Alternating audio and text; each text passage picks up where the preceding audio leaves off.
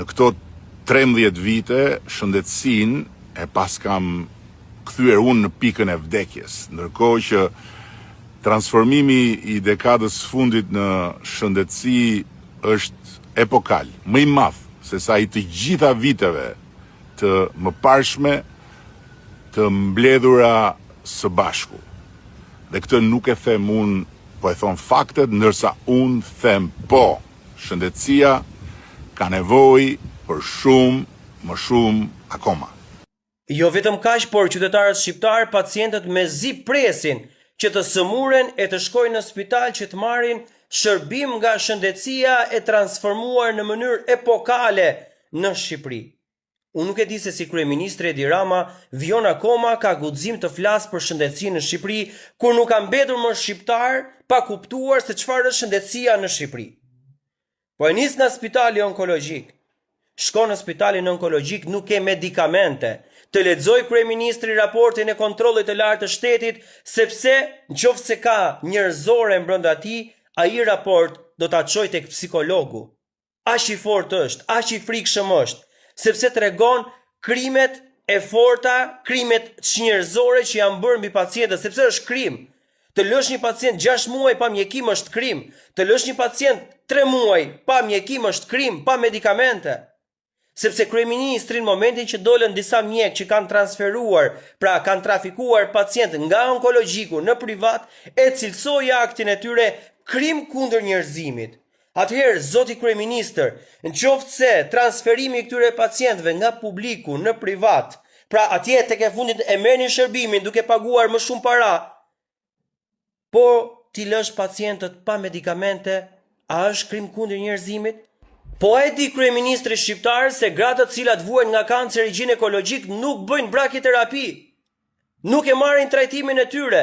Këto gra rrezikojnë që kanceri i tyre të rikthehet përsëri. Ose do kenë para për të shkuar jashtë dhe për ta bërë brakiterapin jashtë, ose do rinë në shtëpi dhe do presin që kanceri të rikthehet, sepse shteti shqiptar as nuk u rimburson këtë trajtim që nuk e ofron në spitalin onkologjik. Po peckani. Shqipëria nuk ka peckan, Kosova e ka. Shqipëria nuk e ka edhe pacientët të detyruar për ta bërë këtë lloj diagnostikimi i cili është shumë i rëndësishëm dhe nuk zëvendësohet as nga skaneri, as nga rezonanca magnetike që bëjnë në Shqipëri. Detyrohen të ikin në Itali, të ikin në Turqi, të ikin në Maqedoninë e Veriut, në Greqi duke paguar lek nga xhepi i tyre, duke marrë kredi. As kjo nuk rimbursohet nga shteti shqiptar. Dhe kryeministrit do i mjaftonte që të mos ndërtonte kopshtin Eden te kryeministria, 4.3 milion euro, dhe me këto para të kishte bler një brakiterapi, një petskan, pastaj të kalojmë tek neurokirurgjia, tek neurologjia, tek gjitha i spital aty. Po nuk bëhet trombektomia, po nuk bëhet arteriografia. Shkojnë pacientët aty dhe transferohen në spitalet private se nuk e jep këtë shërbim shteti shqiptar QSUT-ja. Kjo nuk është një gënjeshtër, është një fakt publik. Dhe këto janë faktet, zoti kryeministër, nëse doni fakte. Pra, si ai polici që 42 vite të jetës së tij ja kushtoi shtetit shqiptar dhe kur erdhi puna që ra një goditje në kokë, pajisjet në shtet nuk punonin dhe ai u paralizua, sepse po të mos bësh trombektomin, ose paralizohesh ose vdes, po mos bësh arteriografin, e njëjta situatë.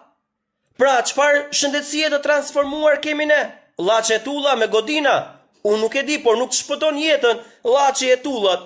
Por ne po flasim për shërbim, për pajisje, për trajtim, për shpëtim jete. Pastaj, të shkoj kryeministri dhe të pyes tek spitali francez. Ka 3.000 qytetarë shqiptarë, shumica të moshuar, të cilët presin vendosin lentet, se për 1 vit e gjys shteti shqiptar nuk çoi lentet tek spitali francez, dhe ata persona në mënyrë graduale, në mënyrë progresive kanë humbur shikimin. Shumica janë detyruar të shkojnë në spitalet private për të paguar 800 euro, 1600 euro për të dy syt, sepse nuk ka shërbim tek spitali francez. A do të shkoj kryeministri tek urgjenca e spitalit qendror? Nuk ka vende.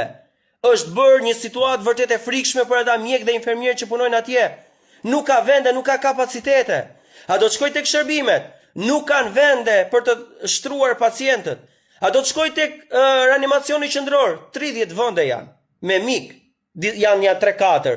Pjesa tjetër është, duhet vdesi një person të hyjë personi tjetër. por personi që shkon në reanimacion nuk mund të presë të vdesë ai tjetri, se po nuk vdiq ai do vdesë ky tjetri që është në pritje. Ku do të shkojmë tjetër? Tek trafikimi që i bëjnë mjekët e caktuar pacientëve drejt spitaleve dhe klinikave private, për shkak se shteti shqiptar nuk duket dhe ka krijuar këtë sistem. Ku do të shkojmë? Do të shkojmë tek pavione të ndryshme të cilët i rjepin pacientët me shifra të frikshme nga 1 milion deri në 5 milion lek për t'i futur në operacion. A do të flasi pastaj edhe për gjëra të rëndomta si mungesat shiringave, mungesat vigonve, mungesat alkoolit në QSUT, jo më larg. Po, pacientët shqiptar shkojnë drejt Italisë në mënyrë të frikshme, madje shtoka e premtuar shëndetësore për të trajtuar fëmijët që vuajnë nga kanceri dhe falimderit Zotit atyre mjekëve në Itali, të cilët i ndihmojnë dhe i trajtojnë edhe pa kosto. Kjo është e vërteta. Shkoj kryeministri të shikoj listën e fëmijëve që trajtohen tek onkopediatria, shkojnë të gjithë në Itali. Shkoj kryeministri tek spitali onkologjik dhe të shikoj aty çfarë i thon vetë mjekët pacientëve, nëse ke mundësi ik jashtë. S'të trajtojmë dot, s'kemi ilaçe, mund të na mbarohen. Do rish 2-3 muaj pa ilaçe, rri 2 javë pa ilaçe, nuk kemi pajisje për të trajtuar. Shkoj kryeministri tek urgjenca e psikiatrisë. Shikoj kryeministri se si një dhomë e vogël aty është urgjenca ku duhet shkojnë fëmijët, duhet shkojnë gra, duhet shkojnë burrat për të marrë trajtim të shëndetit mendor. E ndërkohë aty qëndrojnë disa kangjella e mëtej pavioni i burrave. Shkoj kryeministri tek hematologjia të shikoj se si ka 4-5 muaj që mungojnë medikamentet për trajtuar pacientët. Shkoj kryeministri, nuk e di, tek spitali i traumës, shikoj aty se si rripen njerëzit dhe është krijuar radha e protezave gati në 2 vite dhe ata të cilët paguajnë në dorë me shifra të vogla operohen aty, të tjerët shkojnë në spitale private prap. A di kryeministri këtë? Ku jeton ky kryeministër? Në çfarë realiteti? Si mund të thotë ky kryeministër që shëndetësia në qeverisjen time ka psuar transformim epokal? Si mund ta thotë këtë gjë? Po, është e vërtet, do të kishte pësuar transformim epokal nëse kryeministri nuk do e kishte ndërtuar kopshtin Eden, nëse nuk do kishte çuar satelitat në hapësirë 6 milion euro se nuk na hyn punë për asnjë gjë, mos kishte çuar miliona euro tek incineratorët. Do kishte mjaftuar që kryeministrit mos kishte çuar miliona euro tek Tigri 1 dhe Tigri 3 në Vlorë. Do kishte mjaftuar që kryeministri të mos kishte çuar ai shumë para, miliona euro, për shembull tek rruga Qukës Qafploç, mbi 300 milion euro. E mbesoni, nuk do kishim asnjë hall për shëndetësinë, asnjë hall nuk do të kishim.